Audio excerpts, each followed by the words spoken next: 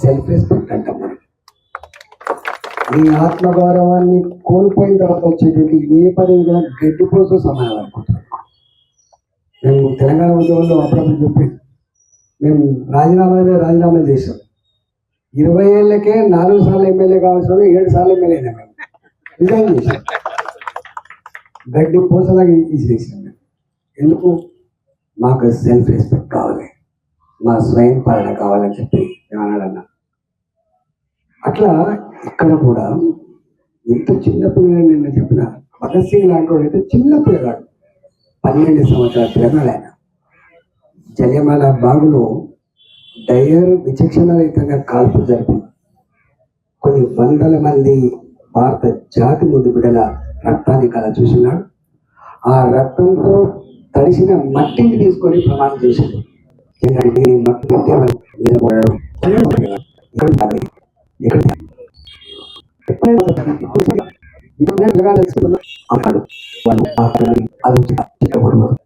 కానీ ఆనాడు మనం ఝాన్సీ లక్ష్మిగా బాయి ఫోటో చూస్తే చిన్న పిల్లల్ని ఒడిలో పెట్టుకొని పోరాటం చేస్తాం. చిన్న పిల్లల్ని అంటే అందుకని ఇవాళ మనం చూస్తున్న ఈ స్వేచ్ఛ, ఈ స్వతంత్రం త్యాగాల ఫలితంగా వచ్చింది. కాబట్టి మనం కేవలం ఈ బంగ్లాలు, రోడ్లు, ఈ డెవలప్మెంట్ ఇది మాత్రమే కాదు, పిల్లలకి ఎక్కడో కూడా దేశభక్తి లేకుండా, కమిట్మెంట్ లేకుండా రేపు కష్టమైనటువంటి ఆస్కారం ఉంటుంది. మనం చూస్తా ఉన్నాం చుట్టుపక్కల దేశాల్లో ఏం జరుగుతుందో. 140 కోట్ల జనాభా కలిగి ప్రపంచంలోనే ఒక అతిపెద్ద ప్రజాస్వామిక వ్యవస్థగా ఉన్నటువంటి భారతదేశం. మన సంస్కృతులు వేరు, మన సాంప్రదాయాలు వేరు, మన ఆచార వ్యవహారాలు వేరు, మన పండుగలు వేరు, అనేక వైవిధ్యాలతో కూడిన దేశం భారతదేశం. కానీ ఇవాళ 79 ఏళ్ళుగా చెక్కు చెదరకుంటున్నది కారణం ఏంటంటే మన సంస్కృతి సాంప్రదాయాలు, భిన్నత్వంలో ఏకత్వం, మన ప్రజాస్వామ్యం మనకు అందించిన గొప్ప రాజ్యాంగం, మన త్యాగదండ యొక్క ఆ పుణ్యఫలం. ఈ పరంపర ఇటులే కొనసాగించడానికి ఇవాళ మనం ఈ విగ్రహాన్ని పెట్టుకున్నాం.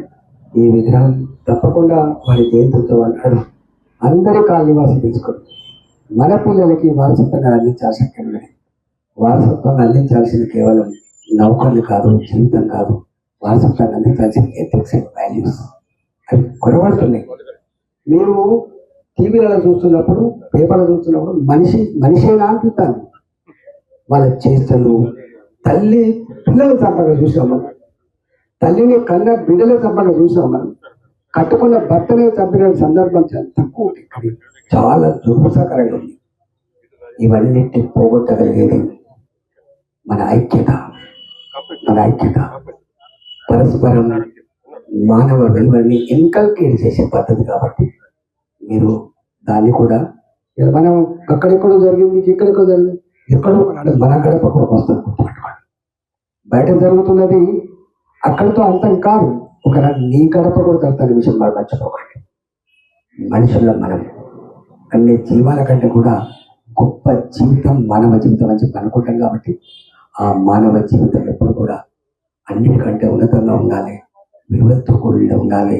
వీటితో పాటుగా ప్యారలల్గా వాటిని ఇన్కల్కేట్ చేయడంలో, కాపాడంలో మీరంతా గొప్పగా ఉండాలని చెప్పి మనం చేస్తూ శుభాకాంక్షలు. నమస్కారం.